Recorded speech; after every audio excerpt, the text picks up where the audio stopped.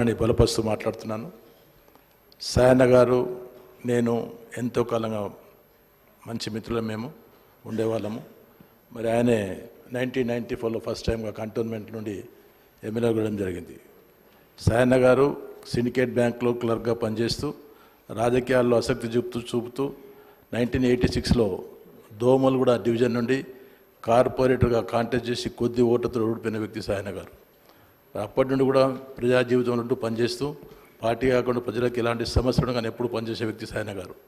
ఎమ్మెల్యేగా కంటోన్మెంట్లో ఉన్నా కానీ ప్రతిసారి ఆయన ప్రజల గురించి ఆలోచించే వ్యక్తి ఉంటూ సమస్య కంటోన్మెంట్లో తిరుగుతూ పనులు చేసే వ్యక్తి సాయన్న ఎమ్మెల్యేగా తెలియపరుస్తున్నాను.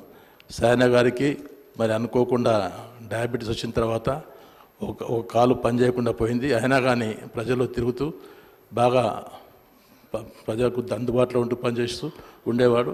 మరి సాయన్న గారి మిసెస్ భార్య కూడా ఆమె కూడా బ్యాంకులో ఆఫీసర్గా ఆప్కో బ్యాంకులో ఆఫీసర్గా పనిచేశారు.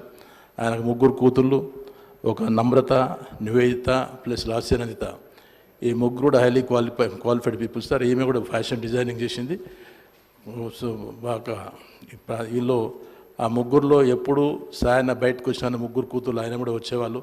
ఆయనకి ఎప్పటికీ సేవలు అందిస్తూ 2 నివేదిత ప్లస్ లాస్యనందిత దగ్గరుండి సేవలు చేసేవాళ్ళు.